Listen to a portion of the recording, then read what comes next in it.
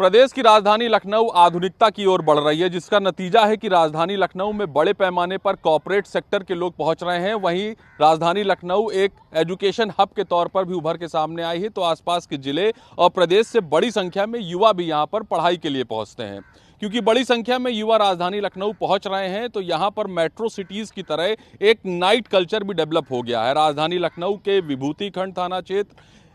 Sushant gold city, Gomti Nagar extension जैसे थानों में बड़ी संख्या में बार पब खुल गए हैं, जहां पर बच्चे युवा देर रात तक पार्टीज करते हैं। पार्टीज तो ठीक है, लेकिन इन पार्टियों में कई बार विवाद के बाद गंभीर आपराधिक घटनाएं भी हो जाती हैं, जो पुलिस के लिए चुनौती बनी हुई। बताते चले, पिछले दिनों अयोध्या से आए एक युवक की इसी पार्टी के दौरान विवाद हो गया, जिसके बाद कुछ युवकों ने उसका पीछा किया और उसकी पिटाई कर दी, जिसमें उसकी मौत हो गई।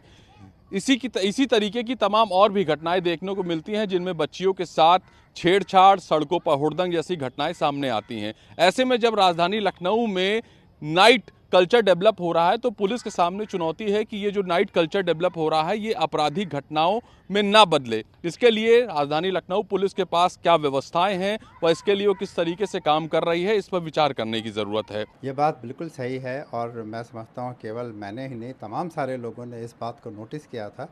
कि मई महीने में जहाँ एक तरफ तो एक भीषण गर्मी का प्रकोप था, वहीं उस मौसम के बावजूद भी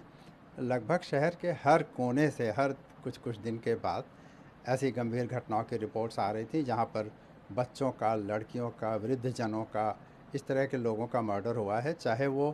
तात्कालिक जिसको कहते हैं इमोशंस में आके किया गया हो, चाहे वो प्लान्ड तरीके से किया गया हो, लेकिन कुल मिला के लॉ एंड ऑर्डर के मेंटेनेंस के सामने वो एक बड़ी चुनौती बनकर उभरा कि लखनऊ जैसी बड़ी राजधानी में, एक ऐसे शहर में जहाँ पर नए कमिश्नर सिस्टम के बाद से पुलिस अधिकारियों की संख्या बहुत बढ़ गई है, तमाम सारे नए प्रयोग किए जा रहे हैं, लेकिन इसके बावजूद